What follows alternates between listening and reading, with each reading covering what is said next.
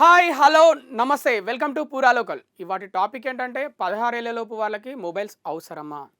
ఎందుకు వారికి అవసరమా ఫోన్స్? 16 ఏళ్ల లోపు వారికి అవసరం లేదంటున్నారు. పెద్ద పెద్ద దేశాల ప్రధానులే అంటున్నారు. ఎందుకంటే చిన్నప్పుడు పిల్లలు అన్నం తినకపోతే చంద్రుని చూయించేవారు, లేకపోతే ఒక పక్షుల్ని చూయించేవారు, ఒక చెట్టుని చూయించేవారు, లేకపోతే రోడ్డు మీద పీచు మిఠాయి బండి వాడిని చూయించేవారు, లేకపోతే ఏదో ఒక కథలు చెప్పి పద్యాలు చెప్పుతూ లేకపోతే ఏదో ఒకటి చెప్తూ చిన్న పిల్లలకి అన్నం తినిపించేవారు. బట్ ఈ రోజుల్లో చిన్న పిల్లలు అన్నం తినాలంటే ఖచ్చితంగా మొబైల్ ఉండాలా? మొబైల్ ఉంటేనే పిల్లలు తింటారా? వాళ్ళు మొబైల్ చూస్తుంటే వీరు అన్నం తినిపిస్తుంటారు. పిల్లాడు హ్యాపీగా అన్నం తినేస్తాడనమాట. ఇలాంటి స్థితికి వచ్చామన్నమాట ఇప్పుడు మనమందరం.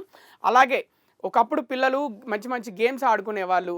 ఏంటి మన తొక్కుడు బిళ్ళ, అలాగే మారెన్ పీటీ ఆడుకునేవాళ్ళు. అంటే బాల్‌తో కొట్టేవాళ్ళు. అలాగే కరెంట్ షాట్ గేమ్స్ ఆడేవాళ్ళు. ఆహ్, చాలా ఇప్పుడు ఎన్నో గేమ్స్ ఉన్నాయి. ఇప్పుడు ఎండాకాలం వచ్చిందంటే సమ్మర్ హాలిడేస్‌లో క్యారమ్స్, చెస్ ఇలాంటి చాలా గేమ్స్ ఆడుకునేవాళ్ళు పిల్లలు.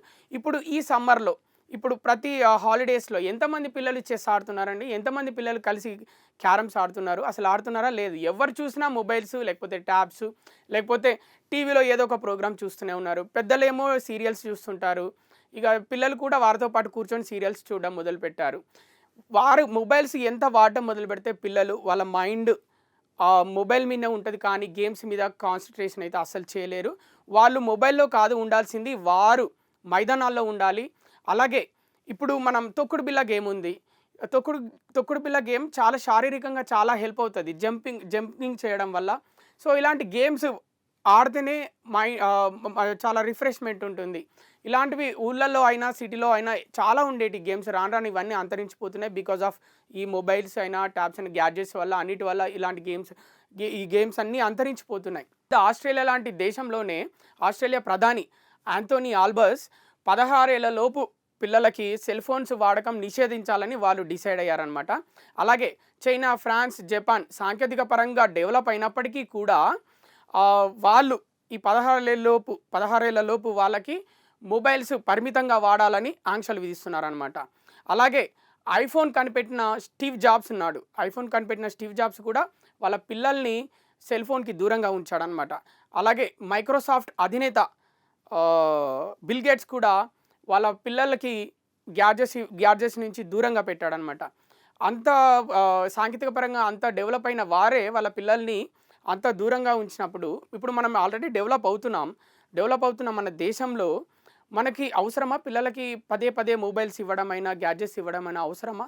ఎందుకంటే ఈ మొబైల్స్, గ్యాడ్జెట్స్ వాడకం వల్ల వాళ్ళు ఎప్పుడు దాంట్లో స్కూల్ నుంచి రాగానే మైండ్ అక్కడికే పోతుంది. నాకు మొబైల్ కావాలి, లేకపోతే నేను ఈ గేమ్ ఆడుకుంటా, ఆ గేమ్ ఆడుకుంటా అని.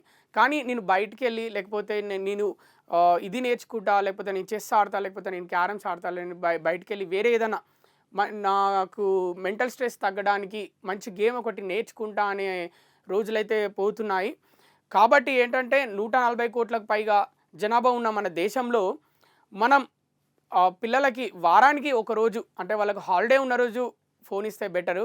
లేకపోతే నెలకు ఒక 4 రోజులు ఫోన్ ఇస్తే బెటరు. ఇలాంటి ప్రణాళిక ఏదైనా సిద్ధం చేసుకుంటే బాగుంటుంది. కానీ పిల్లలకి ఎప్పుడు ఇంట్లో ఉన్న ప్రతిసారి వాళ్ళు మొబైల్ తీసుకొని హ్యాపీగా ఒక ప్లేస్‌లో కూర్చొని, ఒక మూల కూర్చొని దాంట్లో గేమ్స్ చూడడము, ఇలాంటివి చేస్తే అసలు బాగోదు. ఎందుకంటే అప్పుడే ఎదుగుతున్న పిల్లలు కాబట్టి, వాళ్ళ చిన్న చిన్న బ్రెయిన్స్ కాబట్టి దాని మీద ఎక్కువ స్ట్రెస్ పడే అవకాశం ఉంటది.